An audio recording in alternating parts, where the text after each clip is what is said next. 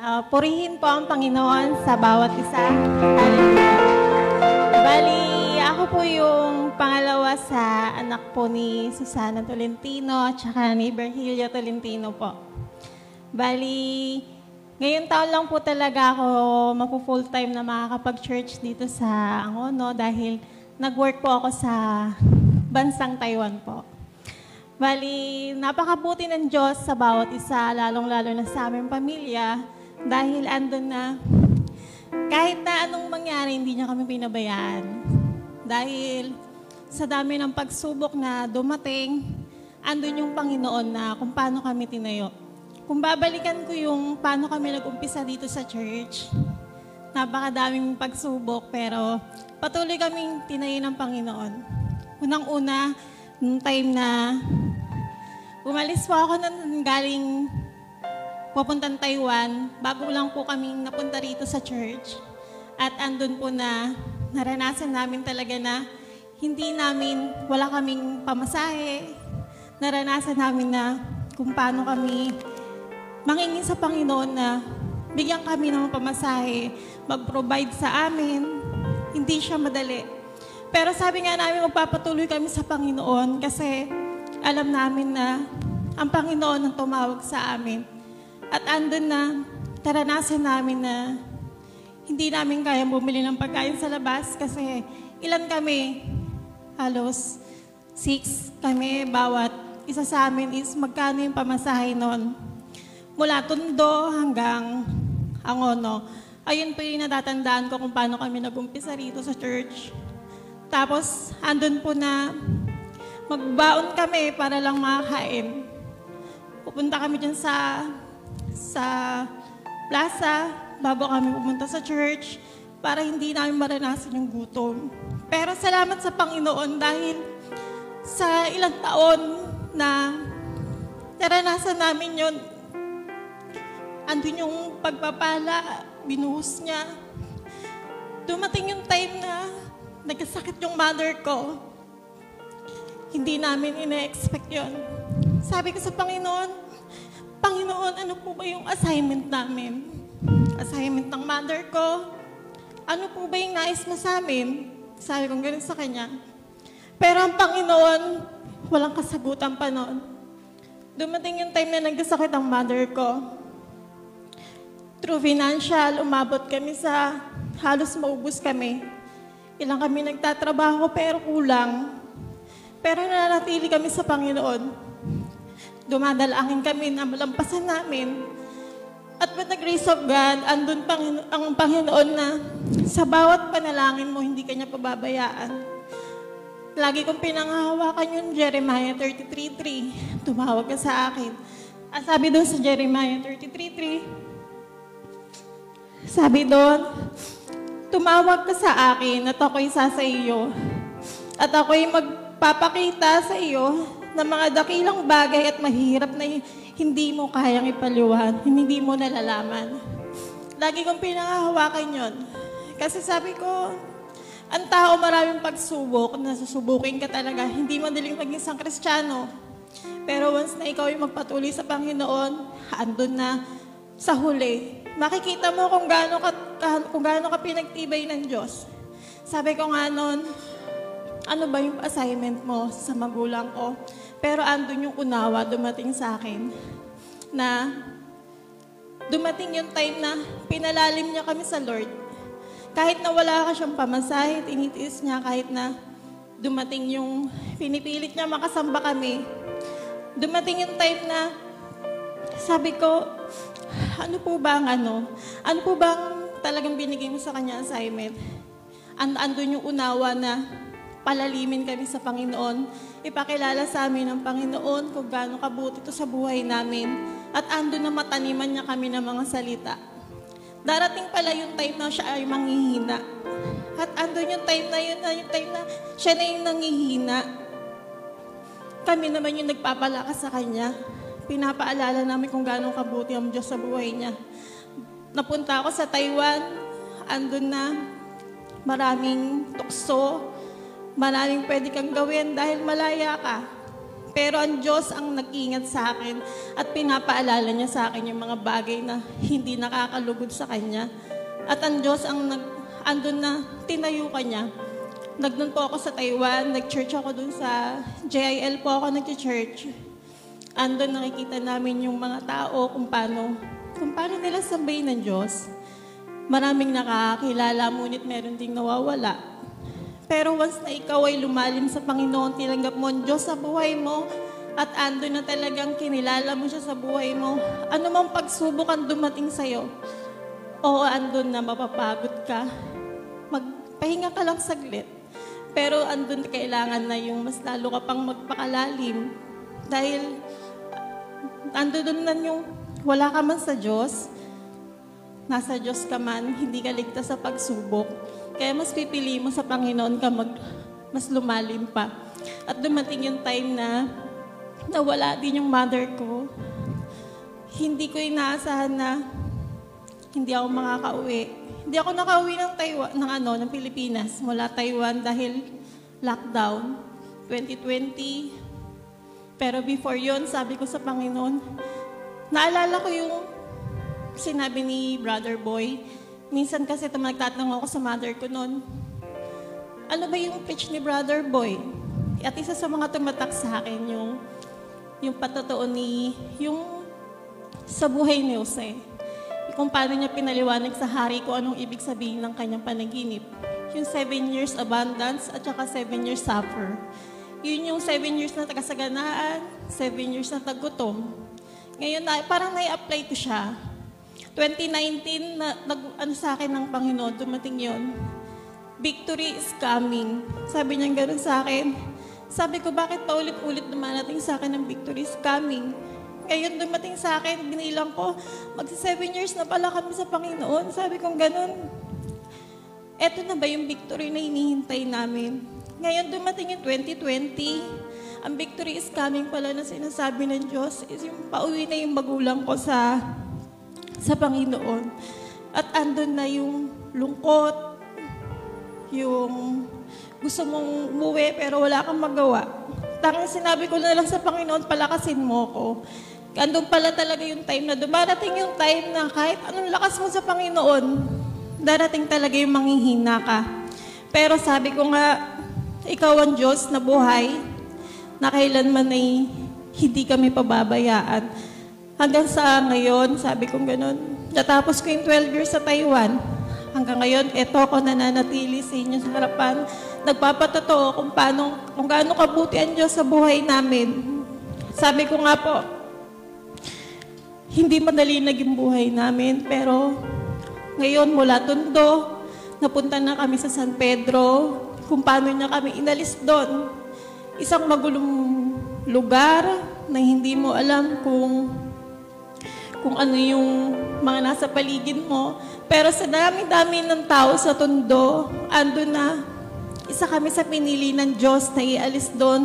Isa kami sa pinili ng Diyos kung paano kami nakakilala sa Kanya mula Tondo to Angono.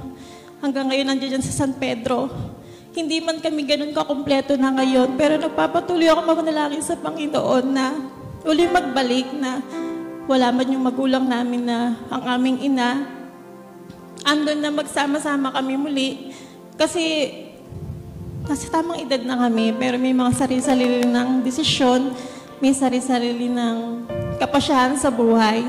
Pero sabi ko nga, ang Panginoon Diyos ang magsasalita sa inyo. Ang Panginoon Diyos ang magsasabi sa inyo.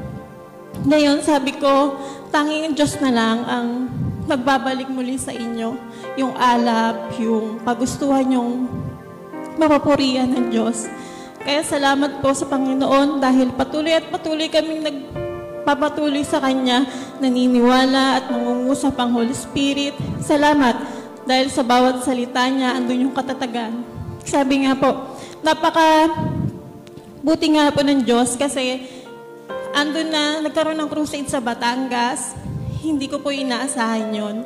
Ang Pastora Oklet dumating sa akin, dumating po yung time na nag-message ako sa Sister Elba. Dahil sabi ko nga po, malapit nung time na yun, hindi ko pa po asawa yung boyfriend ko noon. malapit dun yung pagkukrusidan sa amin. Ngayon hanggang sa buhay pa po nun sa Pastora Oklet, sinabi ko nga po na pwede po ba maidalangin yung naging biyenan ko po dahil may sakit siya na stroke at makakilala na rin po sila. Andun yung katugunan ng Panginoon na pumunta sila doon na idalangin yung biyenan ko. Kasi akala ko nga po hindi pa matutuloy ang crusade kasi nag-crusade sa ibang lugar. Sabi ko nga po, Panginoon, may nagawa po ba kaming mali? Kasi sabi ko, yung kagustuhan ko na magkaroon ng crusade doon na makakilala maging mga biyenan ko, hindi po siya, hindi siya sumagot pa. May iba palang nais ang Panginoon kasi sabi ko noon, sayang naman wala pa ako. Ngayong year, uwi na ako. Mas maganda sana kung nandoon ako. Pero ang Panginoon Diyos ay tumugon. Tiniming niya talaga na nandoon kami. Tiniming niya yung uwi ko. Doon siya natuloy. Kaya salamat talaga na dumaloy yung salita ng Diyos, maging sa mga biyenan ko. At umaasa ako na ang Panginoon ang patuloy na mangungusap sa kanila, ang presensya niya, ang Holy Spirit. At andun na, sabi ko nga nun, Panginoon, ikaw ang kumilos sa biyenan ko kasi nung time na yun, ayaw niyang pumunta.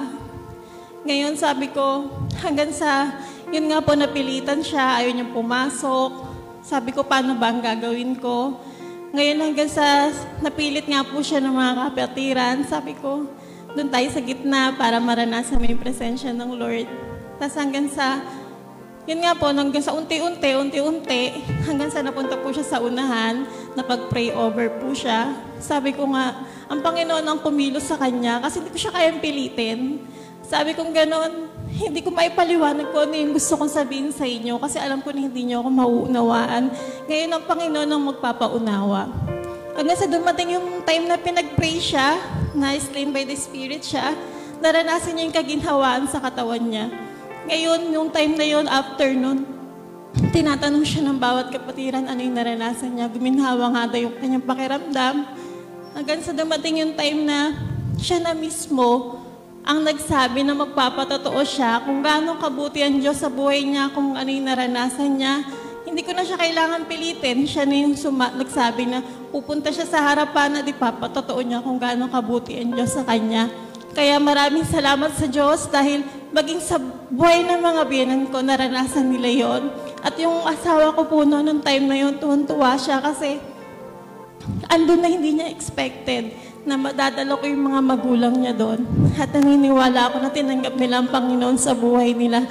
At patuloy pa rin akong dumadalangin na andun na magpatuloy sila sa Panginoon, maranasan nila kung ano yung naranasan namin sa presensya ng Diyos.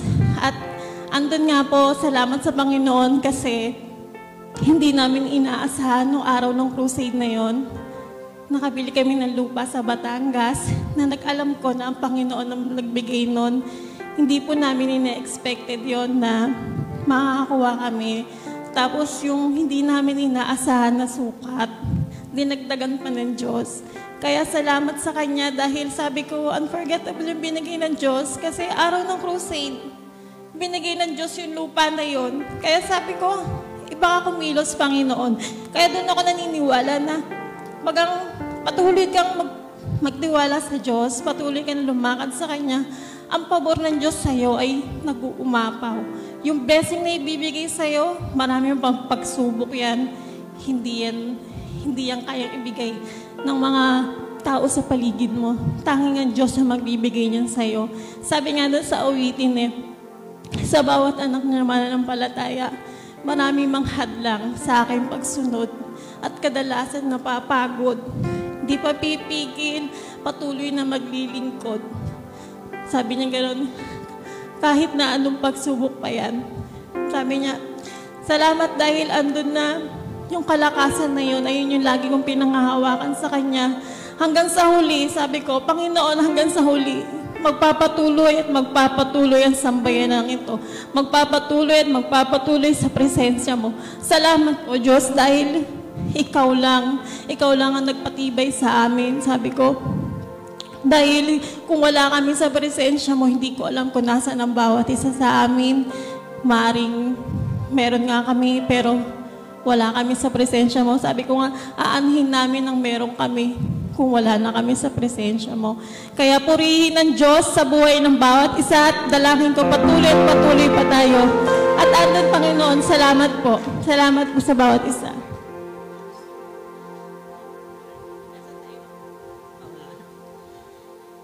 Minsan papurihin ang Panginoon. Narinig mo, Susan, kung nariyan ka, hindi hadlang ang pamasahe, pag-andisan ng puso mo ay makarating sa presensya ng Panginoon. And, isa pa, from rags to riches. Kaya ko yung nasabi, totoo yan. At wag mong hamakin ng mahirap, baka bukas milyonarya yan. Tandaan ninyo, walang mataas, walang mababa pagdating sa presensya ng Panginoon. Tayo lahat ay pantay-pantay. Hallelujah! Hallelujah! Kita ko ang katatagin ng ating kapatid. Sana nakuha niyo yan. Kabila ng pagsubok, ay patuloy magtapat. Huwag kayong susuko, walang atrasan. Ang pinagpapala ng Panginoon, yung matapang, yung walang atrasan. Ay kay Tepone, sabi ng Tepone, mahina, malambot. Meron akong nabasa, pag ikay nahihina, pag ikay nalalambot, ito ang susi. Worship God, and you will be restored. The strength that you need and I need all days of our lives. Patuloy niyo sambahin ang ating Panginoon sa Espiritu at sa katotohanan. Tinanong ko, Bio, ikaw ba ang susunod? Bio? Ha? Bio, ka na. Come. O, purihin ang Panginoon. Hallelujah!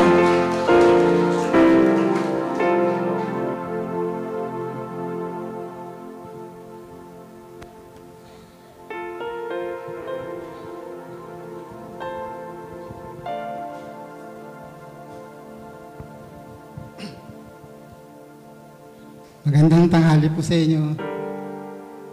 Salamat po sa Panginoon dahil sa binigyan niya ako ng pagkakataon upang magsalita sa inyo sa patotoo po namin na naranasan po namin noong 2024 at hanggang ngayon po. Ngunit ibabahagi ko rin po ang nangyari sa amin nung kami po ay nasa Tondo pa,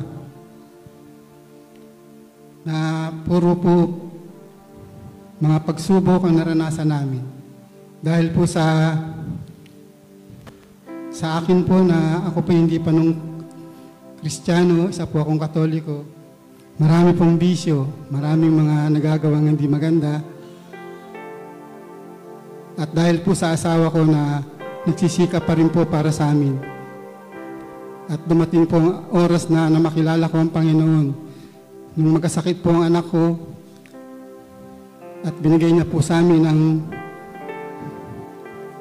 problema na hindi po namin halos makaya. Kaya nga po sabi ko sa sarili ko na ako po ay nagsisi upang maranasan po namin ang mga himala para sa Panginoon. Gumawa po sa amin ang lahat para sa aming mga buhay. Lalo-lalo na po sa anak ko na dumating po ang time na talagang walang-wala na rin po kami noon tulad na sinabi ng anak ko.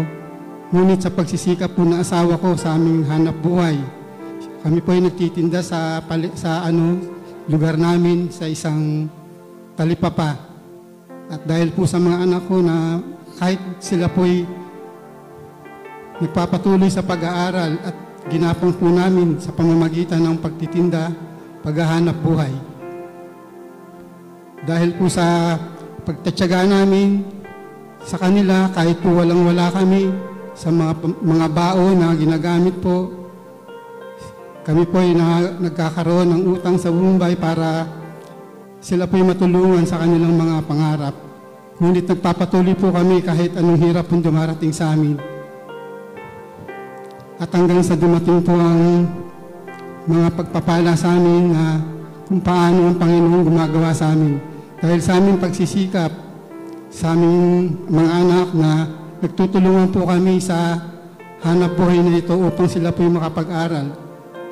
Dahil po sa lugar na to na maraming magulo, talagang kahit po anong gawin mo sa lugar na to na napakarami pong mga nagugulong tao na sumisira minsan sa lugar na ito na nagkakaroon po ng mga tukso. na napagtatagumpayan pa rin po namin dahil sa kalooban ng Diyos na kami po ay iniiwas din po sa ganung mga bagay. Lalo na po sa mga anak ko na kahit sila po ay natira sa Tondo, hindi po sila naging katulad ng mga nasa lugar na ito. Sila po ay talagang iniwas ng Panginoon dahil po sa kanilang mga pangarap, sila po ay nag-aaral at nagiging tapat sa Panginoon. Kaya purihin po natin ang Panginoon. At ako po naman ay nagsikap din nung dumating po ang time na nangangailangan na po kami. Naiwasan ko po lahat ng mga bisyo na to nung makilala ko ang Panginoon na tumawag sa amin dahil po sa anak ko na siyang nagdala. At kami po ay nakarating dito sa Anguno nang makilala namin yung Tiyang Gita po na taga-Tondo rin po siya, tiyahin ni Susan. Na dito po nadala ang anak ko, lahat po kami na sinama ni Tiyang Gita at sabi nga po, naririto ang inyong dapat sambahin ng Diyos na buhay upang ang anak mo ay tunay na makalaya na. Kaya nga po nagkaroon ng crusade sa Tondo. 5 crusade po ang ginawa ron sapagkat ang anak ko po na nagkaroon ng isang sakit na talagang hindi po natin may iwasan na nadala po siya sa mga pagsamba sa Diyos-Diyosan na hindi naman pala totoo. Ngunit ito po lahat na palaya ng Panginoon dahil sa Kanya. Nadala po ang Maranatha doon, naka-5 crusade po. At ang mga gumawa po nito, tunay na napaalis doon at napalayas sa Tondo. Kaya purihin po ang Panginoon sa kapangyarihan niya na gumawa siya sa aming mga buhay. At ako po na isang Katoliko na hindi naniniwala, nung sumama po ako dito, na tunay na naranasan ko po ang presensya niya. Nasabi ko, kakaiba pala dito. Hindi ko alam na dito pala mababago ang aking buhay dahil ang lahat ng bisyo ko na ginagawa ko noon, tunay na nawala po sa akin. At tunay na nagpatuloy po kami hanggang sa, yun nga po, dumating sa amin ng mga pagsubok. Nagkasakit po ang asawa ko dahil sa kanyang karamdaman na dialysis. Ngunit ang mga anak ko po, salamat sa Panginoon, kahit dumating sa kanya yung ganun, sila po'y nakapagtapos na at nakarating po sa ibang bansa yung 2 anak ko, na siya pong sumusuporta sa kanya sa dialysis niya sapagkat napakalaki po ng bayaran na to. Sa isang session ay 3,000. 2 beses po siyang dinadialysis. Kung wala po ang mga anak ko, tunay na hindi rin na po magtatagal ang buhay niya. Kaya't nagpatuloy po kami sa lahat ng ito kahit ano pong dumating sa buhay namin. Hindi po kami sumuko sa lahat sapagkat sabi ko, Panginoon, susunod po ako sa iyo kahit anong mangyari. Ako po'y sumama sa Pangasinan, ngunit siya po'y dinadialysis na. Nagpatuloy po ako kahit anong mangyari sa buhay ko. Sabi ko, susunod ako sa iyo, Panginoon, upang pahabain mo pa ang buhay ng asawa ko. Hanggang nagpatuloy po ako sa pagsamba, sa pagsunod. At ganun din po sa Las Piñas, sumunod din po ako doon upang maglingkod sa Panginoon. Binigay ko po ang kakayahan ko. Ako po isang pintor na ito po ang naging trabaho ko sa aking buhay. At hanggang sa dumating ang time na kinuha na siya ng Panginoon, sabi ko kung talagang kailangan ka ng kunin, wala tayong magagawa. Siya po'y namatay sa dialysis, kasama po ako. Yung po ay pandemic pa. Sabi ko, Panginoon, ang hirap pala nito. Pandemic na, tapos nawala siya. Kaya nga po sabi ko, paano na itong gagawin namin? Lahat po ng mga, wala pong pagsamba. Kaya ang ginagawa ko na lang po, nagbabasa-basa ako ng Bible sa bahay upang magkaroon ako ng lakas ng loob sa akin sapagkat mahirap po ang may karamdaman na ganito. At kinuha po siya ng Panginoon. Hindi ko po alam sa sarili ko. Hindi po ako maiyak. Sabi ko, Panginoon, ba't hindi ako maiyak sa asawa ko?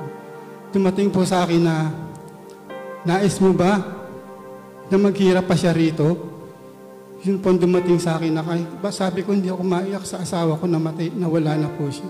Sapagkat nasa maganda na siyang kalagayan, dapat na magsaya ka. Wala na siyang paghihirap dito sa lupa. Kaya purihin po natin ang Panginoon. At doon na nga po dumating ang mga pagsunod ko sa Panginoon kahit po nawala siya. Wala pong pagsamba. Sabi ko, paano to? Wala nang pagsamba. Lockdown. Tapos kami lang po naiwan ng anak ko. 3 po kami. Si Iben at saka si Mark. Si Iben po at saka si Sheila. Si Mark po nasa Destino. Tapos yung 2 anak ko nasa abroad. Wala pong pagsamba. Doon lang po kami. 1 taon o 2 taon po yata inabot yun. Hanggang sa yung mga anak ko po na hindi na nakakasamba, parang nanghina po kami. Pero ako po, patuloy na dumadalangin lagi sa Panginoon. Hanggang sa dumating po yung may pagsamba na, pasundot-sundot lang po. Minsan wala, minsan meron. Pero nagpatuloy po ako kahit ako mag-isa. Kaya sabi ko, Panginoon, susunod ako sa iyo kahit wala yung mga anak ko. Ako magpapatuloy para sa kanila. Kahit anong mangyari, hindi po ako susuko. Kaya hanggang ngayon sumusunod ako sa Kanya. Ngunit lahat po ng mga himala na ginawa niya para sa buhay ko. Ang mga pagpapala na dumating sa amin, ang blessing po sa Kanya. At ang asawa ko po na bago po ito mawala, nagkaroon po ng pangitayin to para sa Kanya na sabi niya, nakita ko sa isang lugar, ang isang bahay na binigay sa atin ng Panginoon. Sabi niya sa akin. Ngunit hindi po ako kumikibo. Sabi ko, salamat naman kung ganun. Hanggang sa nawala po siya, ngunit dumating po yung time na ang anak ko pong panganay na nagbigay ng lupa sa amin. Sabi niya, bumili ako ng lupa para sa inyo. Ito po hindi muna namin napagawa. At dumating po mga 1 taon na nag-usap-usap yung mga anak ko na galing sa Taiwan, si Iben, pinaghati-hatian po nila na ito po ipagawa. At ito'y napatayo ng 2020-21. Kaya sabi ko, Panginoon, salamat. Binigyan mo kami ng bahay na sarili na namin. Di na kami mangungupahan. Sabi ko, ang hirap dito sa Tondo na hindi mo alam ang tao rito kung sino ang totoo sapagkat magulo tong lugar na to. At yun, hindi po sa hanap buhay ko ngayon. Hindi po ako nagpipintura. Ako po'y namimili na lang ng mga kalakal. Ito po'y naging kaalaman ko dahil maganda rin po rito ang kita. Sa pansarili ko lang po. Yung mga kalakal na pwede pong pagkakitahan na napakadali lang po. Talagang pagpapalaan dumating sa amin.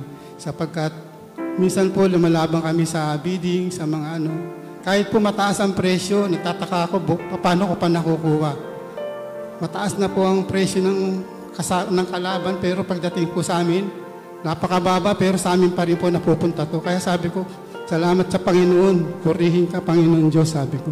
At ako po'y nagbibini sa Kanya. Dahil sa mga pagpapalang ito, papatuloy ako, sabi ko, papatuloy ako magbigay sapagkat ang nagbibigay nga po, sabi, di ba? Nagbibigay ng malaki, malaki rin ang aanihin. Kaya sabi ko, salamat sa Panginoon sa mga himalang binibigay niya sa amin, pagpapala. At dumating po ang time na nasa San Pedro na po kami, nagawa na yung bahay namin. Ako po ang nagpintura para hindi na po gumastos na malaki. At ganun din po na 2020-24, puro himala at pagpapala ang nakamit namin sa aking hanap buhay. Na kung saan dumarating, tumatawag sa akin minsan, napakaraming mga biyaya. Sabi ko, totoo pala ang talagang sinasabi na maghasik ka ng malaki at bibigyan ka ng malaki, ng ilang doble para sa Panginoon. At dumating po ang time na yung anak ko nga po nakabili ng kotse. Hindi ko pa nga po alam na sa amin niloko pa ako. Sabi niya, Dad, may kotse dyan nakagarahe, pinagarahe lang yan sa kabila. Yung pala, maya sinabi niya sa atin yan, nakuha na yung kotse na in-order ko rin sa amin. Kaya sabi ko, salamat Lord, dalayan ko na lahat kami sumamba sa iyo. Yung 2 anak ko na hindi nakakasamba, dalayan ko magpatuloy kami na sumamba, tawagin mo sila para lahat kami sama-samang sasamba sa iyo at pupuri tuwing araw ng linggo. At ako po'y magpapatuloy na susunod sa Panginoon hanggang sa muli niyang pagbabalik. Salamat po sa lahat ng biyaya, pagpapala na lagi namin nakakamit sa Kanya. Ito po ang lahat ng pagpapala na binagawa niya hanggang ngayon, gumagawa ang Panginoon sa buhay namin. Salamat po. Purihin ang Panginoon.